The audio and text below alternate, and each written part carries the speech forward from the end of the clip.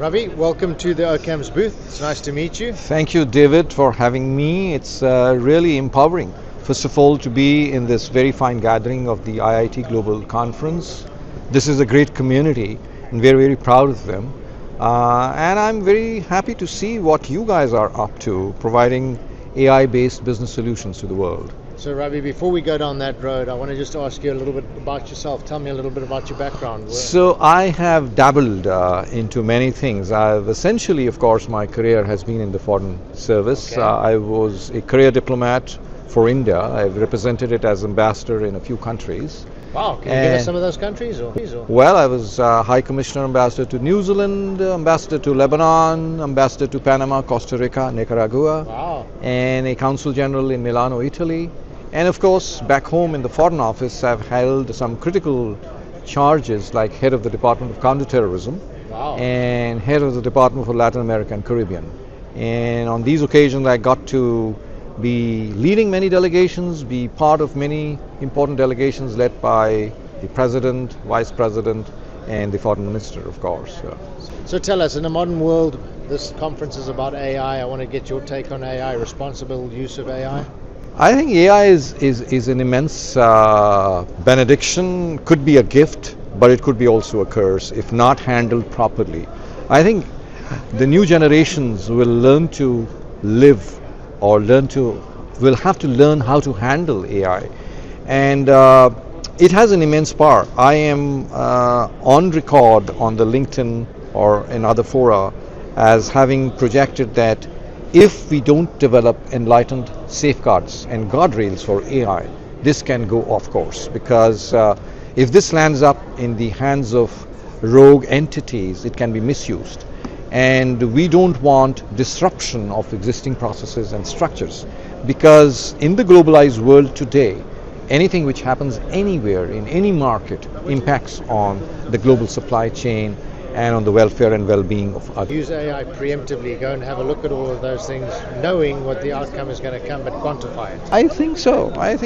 And the other thing where it could go into positives is, we were having a good discussion on AI and the future of education.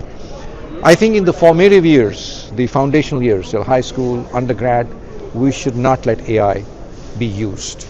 At all. Okay. You can use it now and then for reference, but not really for mainstream academics. Okay. Because you have to learn to think creatively, and we don't want the intelligence to be, stymied. We want people to actually go deep and think.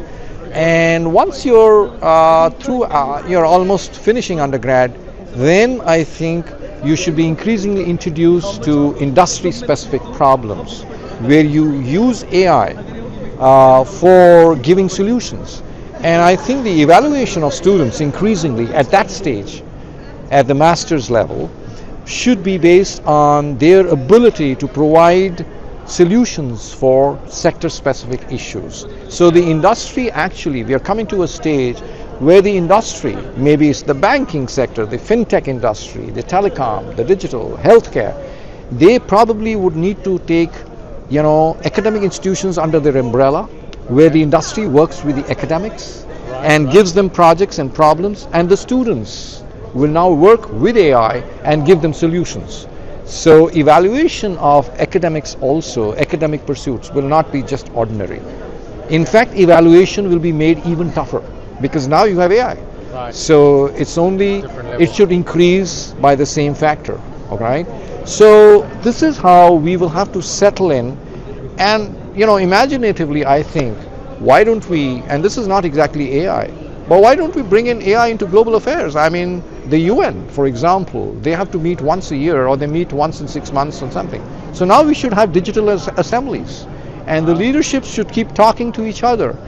And I'm actually coming to a stage where I think that electorates and constituencies, we sign away our rights to our parliamentarians and to our congressmen for 4 years, 5 years. So they get to decide everything which actually affects us as citizens.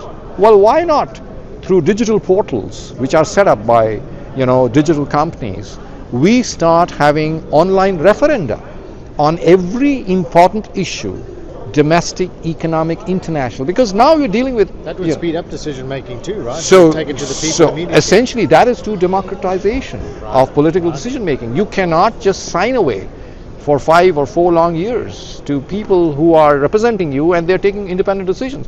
You need to step in at every stage on every important issue and vote on that.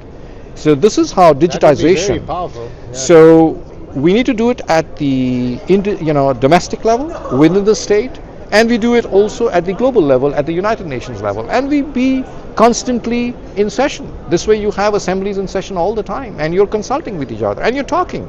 And talking means you have dialogue, and you have more cooperation, more engagement, rather than living in silos, because silos just puts you off into misunderstanding and those dark corridors and leads to disruption and restlessness. So that's where I am.